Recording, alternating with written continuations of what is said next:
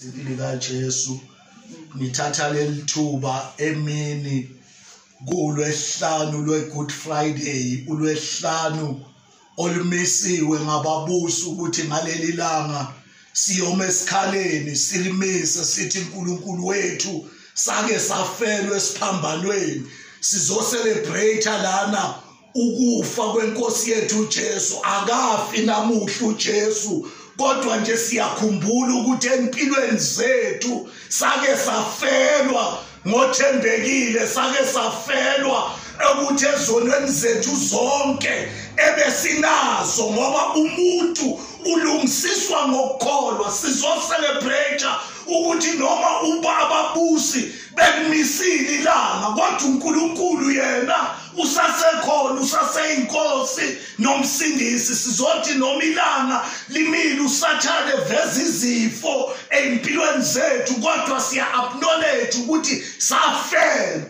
Siyabonga bazalwane kodwa nje ngizokusho akusho ukuthi njengoba kumiswe ilanga ukuthi singahlangane endlini zokukhonza bese singayi kuNkulunkulu. Usathane ubethu usakuye endlini ezakhiwe ngezandla kodwa emfihlakalweni emakhaya la sihleli khona ibandla lalikhona ngeindawo ezahlukene abantwana bakaNkulunkulu bengekho endlini zemasonto kodwa sizothi mababe kuNkulunkulu wherever they are.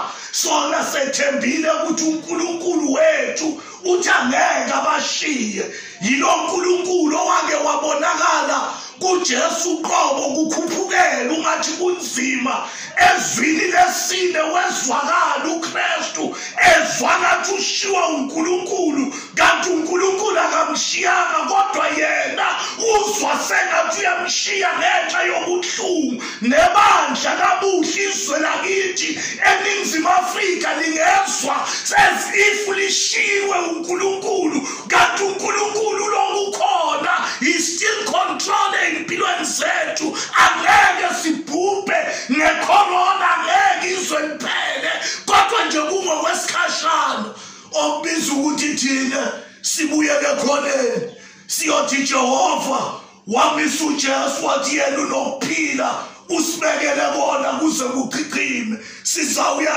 ezwini ngokufishane lapha amabandla onke emile kodwa uNkulunkulu still control empilweni zethu. Sizobheka nje izwi elilodwa bazalwane ngokufishane sizolifunda ukuthi ezintweni lapha isimo ngathi siyabheda bekufuneka kuthathe this opportunity yokuthi asisamdumisanga esontweni kodwa sasimdumisa kumoya ngoba yena ewumoya obiza ukuthi thina noma ngabe ungekho endlini ngoba sihamba size sithathe lezindlu zamasonto sizenze isithixo ukuthi if singekho kuzo asimkhonzi kodwa masisesontweni bese siba serious today uNkulunkulu umise ukuthi loyo naloyo lapha ekhona ekhoneni makamemeze ukuthi uyinkosi nomsindisi. Siya ezwini bazalwane incwadi ngokuloba kukaJohn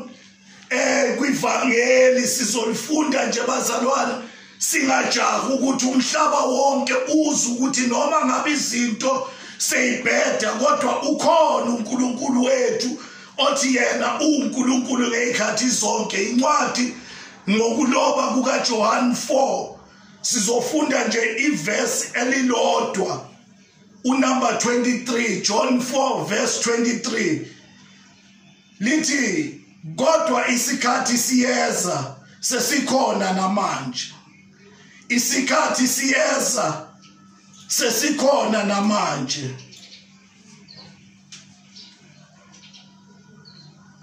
lapho abakhuleka abaqinisileyo beyakukhuleka kuBaba ngomoya nangeqiniso lapho abakhulekayo abaqinisileyo beyakukhuleka kuBaba ngomoya nangeqiniso.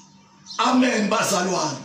Zwelakithi eNingizimu Afrika iBhayibheli lisifundisa ukuthi isikhathi sesikhona namanje lapho phezu kwezifo zonke uSathane athi uyalihlakaza ibasonto kodwa hlakaza isonto ahluleka ukuhlakaza ibandla likaNkulunkulu. Lithi iBhayibheli isikhathi siyeza sesikhona namanje lapha abakhulekayo bakhuleke ngeqiniso, bakhuleke ngomoya, ngoba mabake bakhuleka ngomoya bayaphuma ekubhekeni ukuthi indawo environment ithini, bayaphuma ekukhulekeni ekubhekeni ukuthi lesishabelele sishabela kahle sike sathini, bayaphuma ekukhulekeni ukuthi loyo umuzwe kahle ukuthi mawukhonza kufuneka beseqeleni kwakho, bayaphuma lapho. Once bafika kumoya siza kuNkulunkulu owumoya, uthi ungafika kuye ukhuleke ngomoya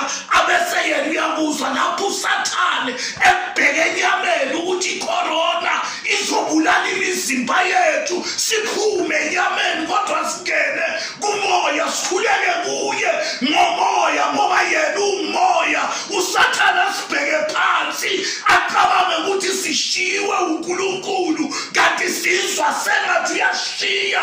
Emagameni ayisikhombisa unumber 4 lapho uJesu athi Eloi Eloi, sizwe sengathi siyashiwa kanti uNkulunkulu wethu akasishiyanga.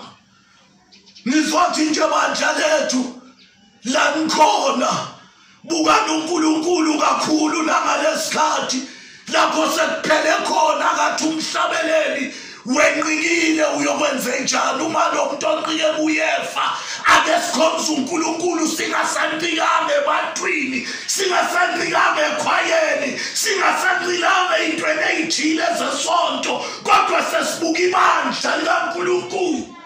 Encwadini yezikronike unumber 7 uvesi wakhona lithi basithoba abantu bami ababizwa ngelami igama, bengizothi South Africa yakithi bandla lethu ake sisithobeni.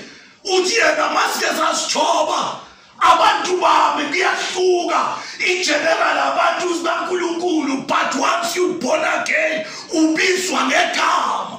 Uthi ababizwa ngelami igama, makuke basithoba bona ababizwa ngelami igama, uthi ngiyawuzwa ngisezulwini bese ngiphendula umkhuleko wabo ngilungise izwe labo. Sizokhulekela ukuthi today uNkulunkulu wethu make singene kumoya abesuyezwa sezulwini aphendule umkhuleko wethu. Lapho bethi Good Friday bayimisile abaphathi bemibuso, bathi thina sikhuleke kuJehova sithi Nkosi uzokuzwa usezulwini uphendule umkhuleko wethu. Siyakhuleka abazalwane, sikhulekela iNingizimu Afrika yethu, sikhulekela iAfrika yonke, sikhulekela umhlaba wonke.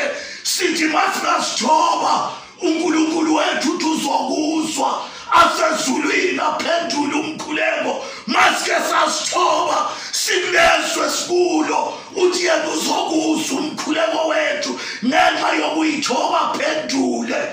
Sithi corona unasabelo phezu kwabantwana bakho, corona unasabelo phezu kweAfrika, awunasabelo phezu komhlaba. Sikhulekela amaprovince ethu wonke South Africa, wherever abazalwane bekhona, sithi bazokuzwa uNkulunkulu uyophendula umkhuleko wethu. Sithi Sathane ake usenze lutho, corona no corona, kodwa siyekhoneni siyokhuleka. We just setting up ukuthi simekeleni, si-understand ukuthi ababusi bathini, bathi this year there's no Good Friday. Sithi thina uNkulunkulu wethu akusu uNkulunkulu welanga, uNkulunkulu wemihla yonke. Bangalishifta vele bahlale balibeke emalangeni ahlukene. And our God cannot stand on a day, but yena uthi uNkulunkulu wamalanga imihla ngemihla, athi umhlabeli ngamalanga wonke wethembekile, ngamalanga wonke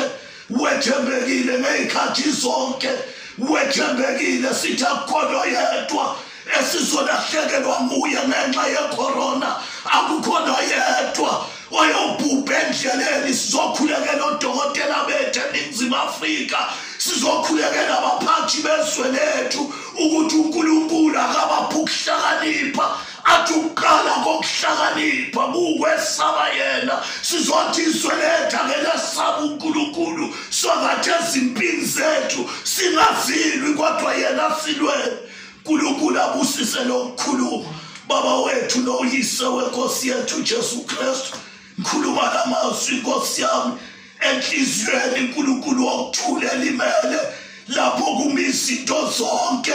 Kunabazalwane esaziyo ukuthi they can eat today ngoba bangathembisanga lutho, but wena uthe masisithoba thina sibizwa ngelakho igama, wena uzokuza usezulwini bese uphendula umkhuleko wethu. Baba wethu nkulunkulu wethu sithi ngegama likaJesu athi omvuma phambi kwabantu, nami ngiyomvuma kubaba osezulwini. Sakuvuma Nkosi yethu, isimo sivuma namanje Jehova namandla, siyazi ukuthi uyasazi. Siza-ke Nkosi yami lo mkhuleko mawuhambiswe lonke moya oyingcwele ukuthi siyavuma ukuthi masizithoba wena uzakuzwa sehlele ezansi. Sithi phakama nkulunkulu wethu nangaleskhathi, take control empilweni zethu. Asebahaqwe ikhorona moya oyingcwele, akukho lutho abakwenzile olungalunganga, kodwa Nkosi yami sithi ngabo akubonakaliswa amandla aphi abodokotela bethu, the good wisdom ngegama likaJesu waseNazaretha manje kusembe phakade. Amen.